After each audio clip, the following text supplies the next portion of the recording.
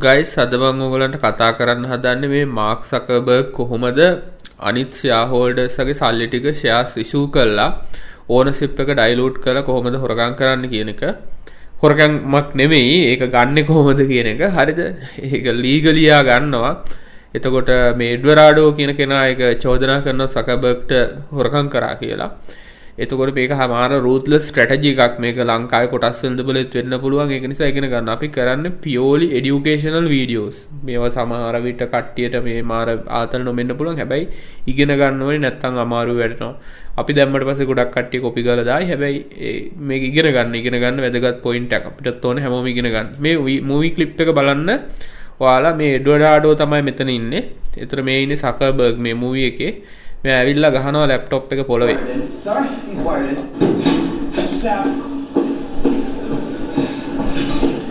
Mark! Mark! He's wired in. Sorry, he's wired in. Is he? Yes. About now, you're still wired in? Security. You issued 24 million new shares of stock. You were told that if new investors come along. මේක ලංකාවේ කොටස් වෙනදබලෙත් වෙන්න පුළුවන්. ඒකයි මම ඔයගලන්ට මේක උගන්වන්න හිතුවේ. Your shares diluted. වෙන්න පුළුවන් නෙමෙයි වෙනවා රයිට් ඉෂුව කියන ක්‍රමවේදය ඇතුළේ. How much were his?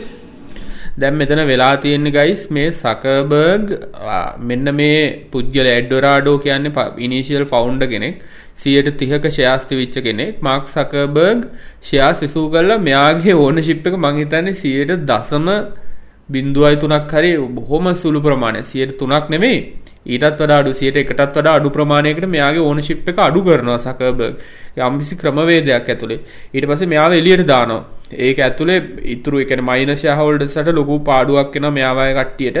ඉතින් ඒ කරන ක්‍රමවේදය මම ඔයගලන්ට කියන්න හදන්නේ ඒක එක්සැක්ට්ලි මට කරන්න බැරි වෙයි කියලා දෙන්න. නමුත් මම එක්සැම්පල් එකක් ඇසුරින් කියලා දෙනවා. What was Mr. Zuckerberg's ownership share diluted down to? It wasn't. What was Mr. Moskowitz's ownership share? හරි මේ තියෙන එකේ ට්‍රයල් එක. ඊට පස්සේ දැන් මෙයා චැලෙන්ජ් කරලා යනවා මේ. මෙතනදී අවසාන ක්ලිප් එකත් බලමු. And be accused of animal cruelty. Seriously, what the hell's the chicken? And I'll bet what you hated the most is that they identified me as a co-founder of Facebook, which I am. You better lawyer up, asshole, because I'm not coming back for 30%.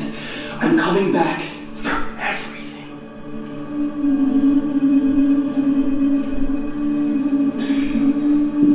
Get him out of here. It's okay, I'm going. Hang on.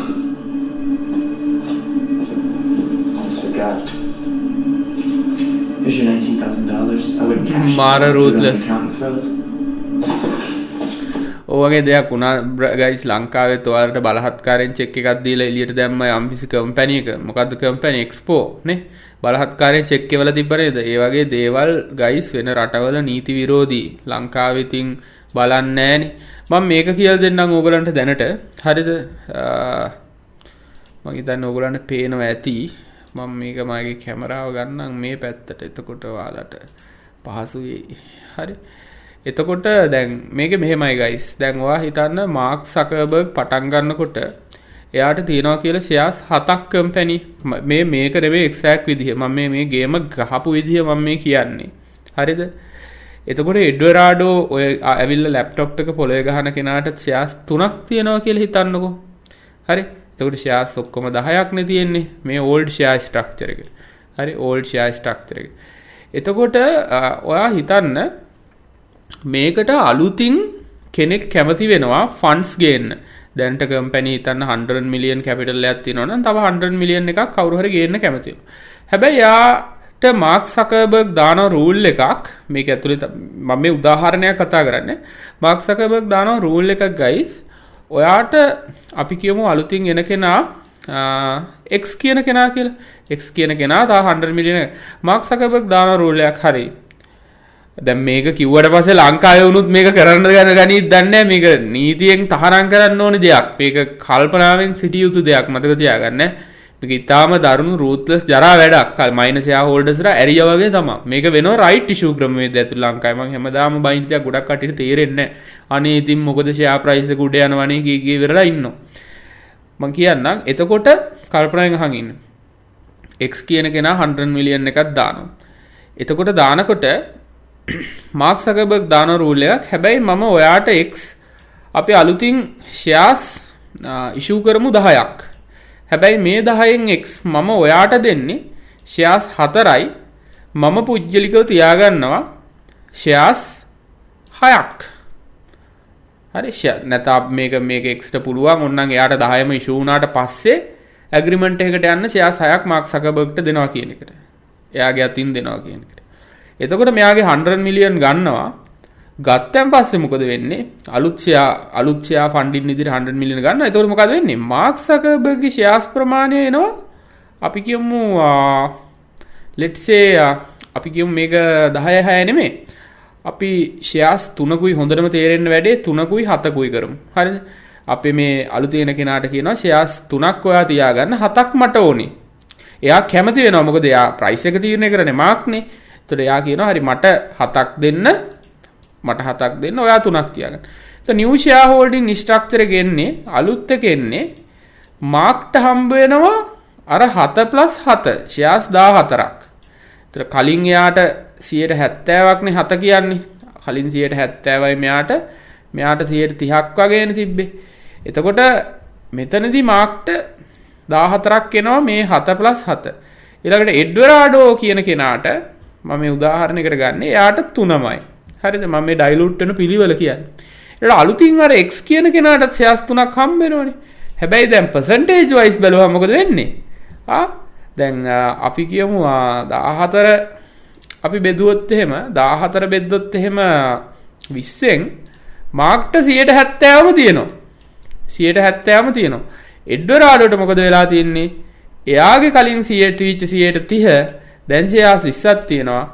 අනේ 15ක් කියලා. හරිද? මෙයාගේ 15ක් කියලා. ඔන්න ඕකට තමයි ඩයිලූට් වෙනවා කියන්නේ. කලින් තිවිච්ච 130 මේ 3 මෙතන ෂෙයාර්ස් 3ම තිබ්බට ඕනර්ෂිප් එකේ percentage එක ඩයිලූට් වෙනවා. ඔන්න ඒ හේතුව නිසා තමයි අර ලැප්ටොප් එක පොළවේ ගහන්නේ. එතකොට එහෙම වුණාම මොකද වෙන්නේ?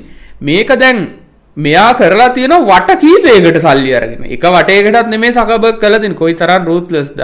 එකට ඉන්න යාළුවට ඇරලා දැම්ම බග් ගාලා. ෂෙයාර්ස් ඉෂු කරලා ෂේප් එකේ ඇග්‍රීමන්ට් ගහුවා ෂෙයාර්ස් ඉෂු කරා ඇරලා දැම්මා. ඉතින් එහෙම ගයිස් වට කීපයකට කරලා. එක පළවෙනි වටෙන් අරයාගේ 130 15ක් බවටපත් වෙනවා.